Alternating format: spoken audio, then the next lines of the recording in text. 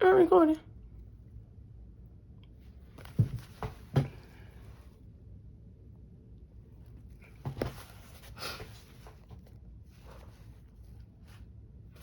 Hello, beautiful people out there. I was just reading parts of my favorite books by Haig. I have 3 of his books that I love. And since I work in mental health and psychiatry, I just thought, well, maybe I should share some of this with the world for people who haven't heard of him or haven't read his books. And I have anxiety, I have depression, and the world can feel so overwhelming. And I know many people in the world have anxiety and depression and other things going on. And as I was reading this, I was like, well, let me just share it with the world because I know I'm not the only one. And I know with my anxiety, it just goes haywire sometimes. And I'm trying to shut it down, trying to bring it back. But sometimes it's ran 18 miles ahead of me and I can't catch it. Okay? Sometimes my mental health is overweight. But anyhow, I just know that people are hurting. Some people are healing. Some people feel stuck in this cycle of what to do next and who am I and stuff. So I just wanted to share this. And don't you just love when people say, can't you just relax? Don't have anxiety. Just don't have it. Just calm down. It's like, can you stop having hypertension and freaking heart failure? Like, just stop having heart failure. Just stop. Just stop missing a kidney. No. Anyway, I'm going to read this to y'all because almost every page of his book touches me in some way. Plus, I work in mental health, so, it's my jam. So this one is titled Maybe. Oops, almost broke something. That was user error. Oh, well. Okay. So he says, maybe happiness is not about us as individuals. Maybe it is not something that arrives into us. Maybe happiness is felt heading out, not in. Maybe happiness is not about what we deserve because we're worth it. Maybe happiness is not about what we can get. Maybe happiness is about what we already have.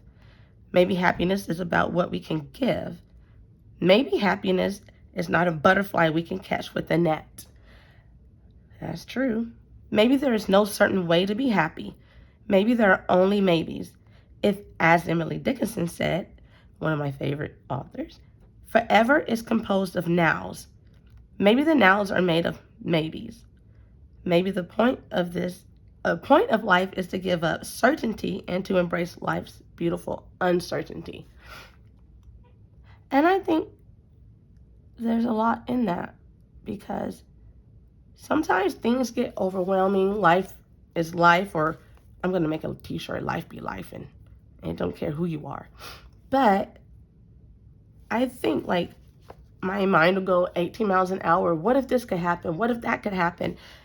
And in hindsight, a lot of it, most of it didn't happen. But it could have. And just throw that out there right now. And that's how my anxiety works. And a lot of people, and when you're already dealing with your own anxiety, have your own thing going on, and have to go out into the world and around other people, it's just like this heightened sense of fight or flight, like perpetual fight or flight. And it's uncomfortable. And if you add depression into that, well, they're homies anyway, depression and anxiety. And I always tell a lot of people I talk to or work with, how I feel is like I'm a vehicle. Yes, this is starting weird.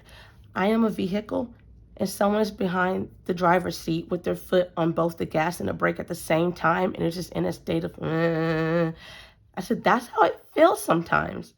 And it can lead to other things, make you irritable, mess with your sleep. You either sleeping too much or not at all, and all this other stuff. And reading these books just helps me know, like, people go through, and I know everyone goes through it and stuff, but just reading different things and talking to different people, is like shared experiences can help give insight and can be welcoming to some people just to have an outlet. Excuse my voice. My asthma attacks me when the season changes. Sometimes I say I sound like Beyonce, but I know I don't. Anyway, let's see. I have another one too that I love. bam, had it ready. So this is another thing I was reading, and I get really overwhelmed all the time. So I have to color, do crafts, or just, as people call it, tinker around. I tinker a lot. I just have to do things. And so, like I said, I have depression. I know a lot of people that do too. And I really love this one. Is why is depression hard to understand? Let's see what his take on it is. Oops, almost broke it again. User error. It is invisible. Depression is invisible. Sometimes you can see it, a lot of times you can't. It is not feeling a bit sad. It is the wrong word. The word depression makes me think of a flat tire, something punctured and unmoving. Maybe depression minus anxiety feels like that, but depression laced with terror is not something flat or still. The poet Melissa Broder once tweeted, "What idiot called it depression and not there are bats living in my chest and they take up a lot of room. P.S. I see a shadow." At its worst, you can find yourself wishing desperately for any other affliction, any physical pain, because the mind is infinite and its torments, when they happen, can be equally infinite.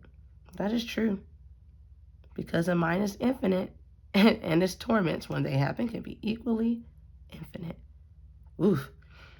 You can be a depressive and be happy, just as you can be a sober alcoholic. Word. It doesn't always have, and if some people call sober alcoholic a functioning alcoholic, if anyone cares, it doesn't always have an obvious cause. It can affect people, millionaires, people with good hair, happy married people, people who have just landed a promotion, people who can tap dance and do card tricks and strum a guitar, people who have no noticeable pores, people who exude happiness in their status updates, who seem from the outside to have no reason to be miserable. It is mysterious even to those who suffer from it. Because think about it. Some people have depression for so long it becomes their baseline. After a while, you don't even realize you're depressed. And it could get deep. And some people, their baseline is always feeling anxious. And it's like, I don't know anything else but to feel this way. And that's why mental health is so close to my heart, because been there. Had a panic attack driving down the highway. I thought death was impending. I was near death, like for real, for real. But clearly I didn't die. Hi, I'm here.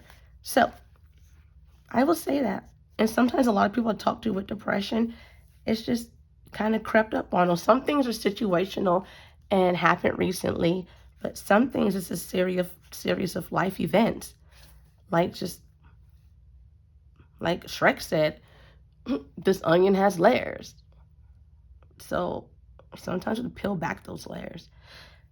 And it can be rough. But I know I love my job in helping people. And my goal, if anything, is to help someone feel better, feel right within their comfort zone. I used to say normal because I would always say whatever normal is for you. Then I realized some people don't know what their normal is because everything has been abnormal for such a long time. And that's understandable. So I always say I want to help people feel better and within their comfort zone, whatever level that is that they can tolerate and maneuver life better. I want people to be able to function. Shoot, part of my therapy assignment is supposed to be getting out the house more and not, I don't know, tinkering on the inside.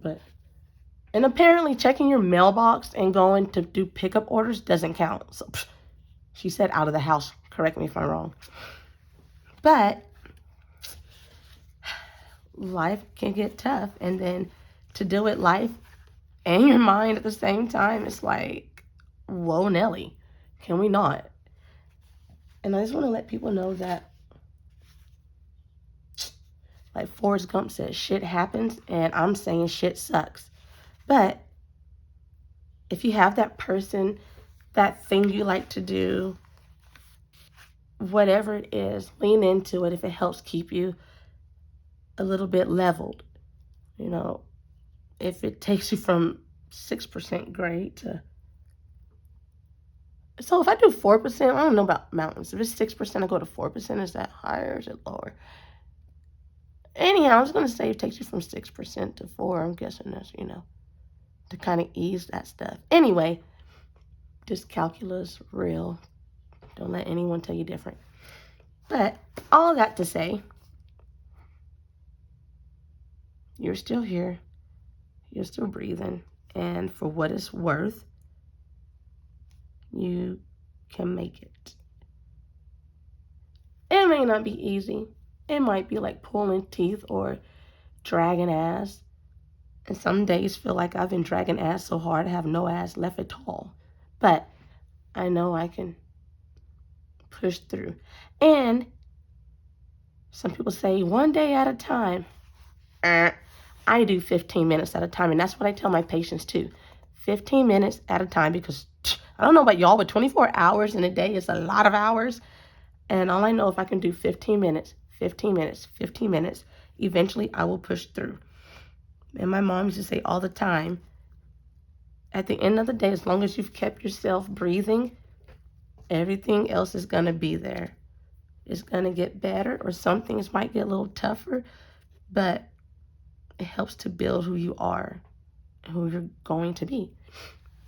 So that's that. That's my rant. I just really want to share that and provide some encouragement to people. And I think I did pretty good holding in my ADD. I didn't get too all over the place. That's pretty cool. But I'll just pop in here and there. Look, see? I don't know if you could tell. My hands are shaking. Because that's what my anxiety does to me sometimes. I can be minding my business, happy as a lark, coloring and whatnot, and guess what? It's like, hi, you remember me? I'm anxiety. And it's like, no one summoned you. Please go back to wherever you came from. And then sometimes we know why we're getting anxious. And sometimes it's nice and say like, hey, I'm creeping up on you. And then sometimes it's like, bam, blindside. Did you like that? And it's like, hell no. But all that to say, hi, and whoever you are, I love you. Yeah, I do. And I know I wasn't second guessing myself. I was looking at this light over here. Thought I put it on a different color, but I didn't. Anyway, that's that. But I can pop back up with some more encouraging things. And I'm starting to ramble. And let me get off before it gets awkward. Bye, peoples. Love you. Mwah.